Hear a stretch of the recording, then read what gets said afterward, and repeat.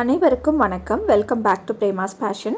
இன்றைக்கி நம்ம சேனலில் குக் வித் கோமாளியில் சுஜிதா பண்ண malai kofta in silky gravy எப்படி பண்ணுறதுன்னு பார்க்கலாம். இதுக்கு ஒரு பேனில் 1 டேபிள் ஸ்பூன் பட்டர் எடுத்துக்கோங்க.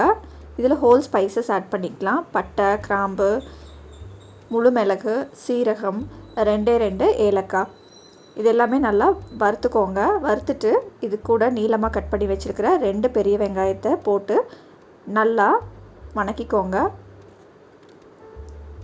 பெரிய வெங்காயம் கொஞ்சம் குக் ஆகிறதுக்கு 1 டேபிள் ஸ்பூன் எண்ணெய் ஊற்றிக்கோங்க.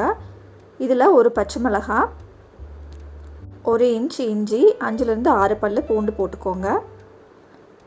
3 தக்காளியை பொடி பொடியாக நறுக்கி வச்சுருக்கிறேன். இதையும் போட்டு நல்லா வணக்கிக்கலாம். தக்காளியோட தோல் கொஞ்சமாக சுருங்கி வர வரைக்கும் நம்ம இதை வணக்கி விட்டுக்கலாம். இது கூடயே 10-20 முந்திரி ஆட் பண்ணிக்கோங்க. முந்திரி ஆட் பண்ணிவிட்டு நல்லா வணக்கி விட்டுக்கலாம். 1 டீஸ்பூன் கசகசா போட்டுக்கலாம். கசகசா முந்திரி எல்லாம் ஆட் பண்ணும்போது இந்த கிரேவிக்கு நல்ல ஒரு ரிச்னஸ் கொடுக்குங்க. நம்ம கிரேவிக்கான மிக்சர் நம்ம ரெடி பண்ணிட்டோம். இது நல்லா கூல் ஆனதுக்கப்புறம் மிக்ஸி ஜாரில் போட்டு நல்லா அரைச்சி எடுத்துக்கோங்க. இப்போது கோஃப்தா பால்ஸ் பண்ணுறதுக்கு 2 உருளைக்கிழங்க நல்லா வேக வச்சு எடுத்துருக்கிறேன். அதை நல்லா மசிச்சுக்கோங்க. இது கூடயே 100 கிராம் பன்னீர் நல்லா கிரேட் பண்ணி வச்சுருக்கிறேன். அதையும் ஆட் பண்ணிக்கலாம். 1 பச்சை மிளகாவை விதைய எடுத்து பொடி பொடியாக நறுக்கியிருக்கேன். அதையும் ஆட் பண்ணிக்கலாம். கொஞ்சமாக முந்திரி, திராட்சை இதையுமே பொடி பொடியாக கட் பண்ணி ஆட் பண்ணிக்கலாம். கொஞ்சமாக கொத்தமல்லி, தேவைக்கு தகுந்த மாதிரி உப்பு, 1 டீஸ்பூன் கார்ன்ஃப்ளவர் மாவு ஆட் பண்ணிக்கோங்க. இந்த கார்ன்ஃப்ளவர் மாவு நம்ம எதுக்கு ஆட் பண்ணுறோம் அப்படின்னா, இந்த மாவு நல்லா பைண்டிங் ஆகிறதுக்கு தான். இல்லைனா நம்ம எண்ணெயில் பொரிச்சு எடுக்கும் போது பிரிஞ்சு போயிடும். பாருங்கள், இதை நம்ம சின்ன சின்ன உருண்டையாக பிடிச்சு எடுத்துக்கலாம். எல்லா உருண்டையுமே பிடிச்சு ரெடியாக வச்சுக்கோங்க. இப்போது பேனில் எண்ணெயை நல்லா காய வச்சுக்கலாம். எண்ணெயை காய வச்சுட்டு இந்த பால்ஸை ஒவ்வொன்றா போட்டு பொரிச்சு எடுத்துக்கோங்க. 2 சைடும் நல்லா திருப்பி போட்டு பொரிச்சு எடுத்துக்கலாம். ரொம்ப இதை திருப்பி போட வேண்டாம், ஏன்னா இது பார்த்திங்கன்னா அப்படியே பிஞ்சு வந்துடும். லைட்டாக திருப்பி போட்டுக்கோங்க.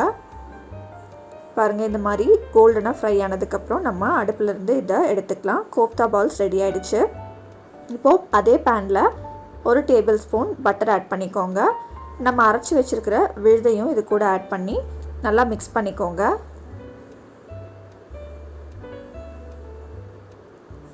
இது கூட 1/4 டீஸ்பூன் மஞ்சள் தூள், 1/2 டீஸ்பூன் மிளகாய் தூள், 1 டீஸ்பூன் கரம் மசாலா தூள்,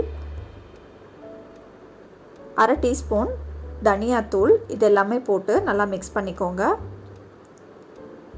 இப்போ கொஞ்சமாக தண்ணி ஊற்றி டைல்யூட் பண்ணிக்கலாம். இந்த கிரேவிக்கு தேவையான உப்பு போட்டுக்கலாம். 1/4 கப் க்ரீம் ஆட் பண்ணிக்கோங்க.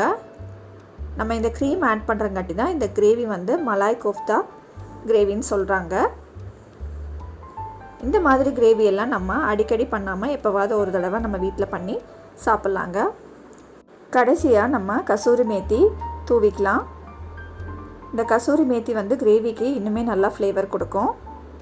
ரெஸ்டாரண்ட்டெல்லாம் போகும்போது கிட்ஸ் இந்த மாதிரி கிரேவி எல்லாம் வாங்கி ரொம்பவே விரும்பி சாப்பிடுவாங்க. நீங்களும் இந்த ரெசிபியை உங்கள் வீட்டில் ட்ரை பண்ணி பாருங்கள். மறக்காமல் உங்கள் ஃபீட்பேக்கை கமெண்ட் பாக்ஸில் கொடுங்க. இந்த கோஃப்தா பால்ஸை நீங்கள் சர்வ் பண்ணும்போது போட்டுக்கிட்டால் போதும், இல்லைன்னா ரொம்ப சாகி ஆகிடும். தேங்க்யூ.